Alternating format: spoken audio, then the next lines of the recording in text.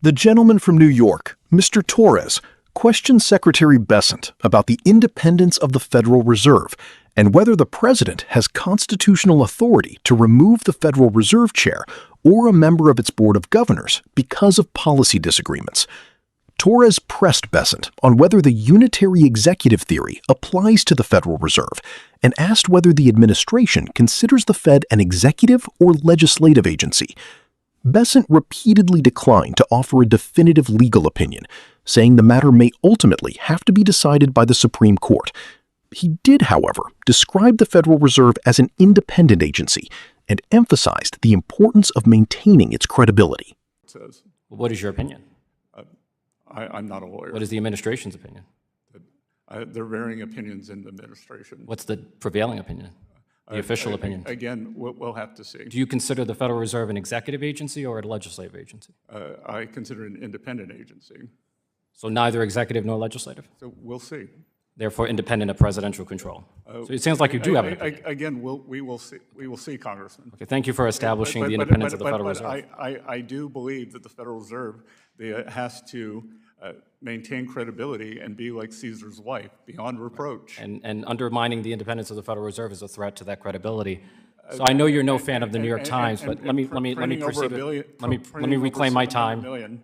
The Wall Street Journal, which is hardly a leftist publication, published an article with the following headline, quote, "Trump claims factory construction is up, contradicting U.S. data." The article then goes on to note, quote, "President Trump claimed that the U.S. factory construction is up by 41%, a number that doesn't appear to be supported by the government's own data." One of the stated policy objectives of the Trump tariffs is to bring back manufacturing jobs. Yet since the so-called Liberation Day tariffs of April 2025, we've seen the net loss of manufacturing jobs. Do you know how many net manufacturing jobs have been lost since April 2025 under your watch?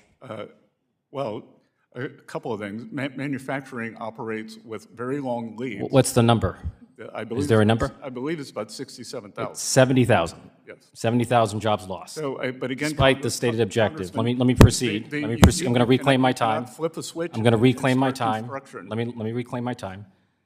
The Purchasing Managers Index measures whether manufacturing is expanding or contracting. A PMI above 50 means expansion.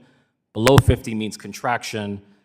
Since the so-called Liberation Day tariffs of April 2025, has the PMI been mostly above 50 or below 50? We just had the biggest increase in over a decade, and we are well above 50 now. Has it been mostly above 50 since April 2025? Again, long and variable lead times in manufacturing that you may represent. Let me ask it differently. Financial center, not a manufacturing. Since April 2025, for how many months has the PMI been below 50? Where are we now? Where are we now? I'll give you, January went up. But what about April to December? It was below 50 for 9 consecutive months. Where are we now? So the score is 9-1. 9 months of manufacturing contraction versus 1 month of expansion. I look forward to seeing you next year. So one of the stated policy objectives. And we'll keep score. Yeah, okay? one of the stated policy objectives of the Trump tariffs is to bring back domestic production. Does the Trump administration regret imposing tariffs on goods that cannot be produced domestically at scale in the United States? Do you realize in hindsight that that was foolish?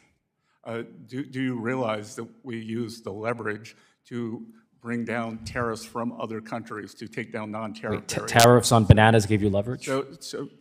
Yes, with Colombia, with Brazil. Okay. I think, Congressman, you're being very naive with negotiating strategy. We were promised reindustrialization. A tariff on bananas did not lead to domestic banana production. It simply made bananas more expensive for American businesses and consumers. The same is true of coffee. Countries negotiating in a more fulsome manner.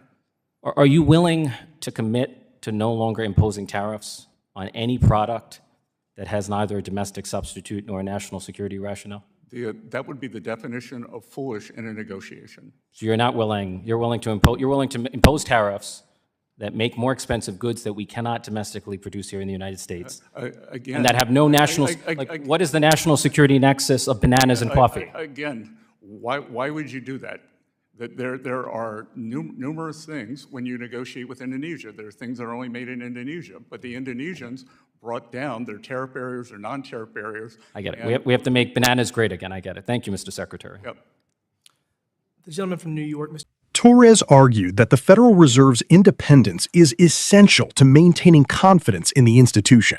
He warned that political interference could undermine the Fed's credibility and stressed that the central bank must remain beyond reproach.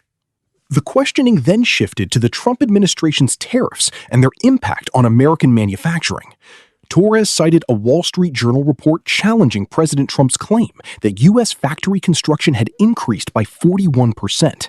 He pointed out that manufacturing employment had declined since the so-called Liberation Day tariffs were introduced in April 2025. Torres asked Bessent how many manufacturing jobs had been lost during that period. Bessent estimated the number at roughly 67,000 to 70,000 jobs.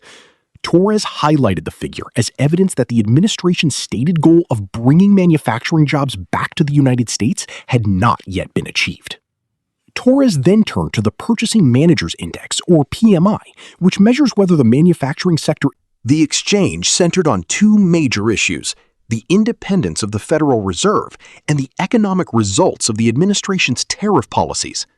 Torres pressed Bessent for clear answers on presidential authority over the Fed and highlighted losses in manufacturing employment as a challenge to the administration's economic claims.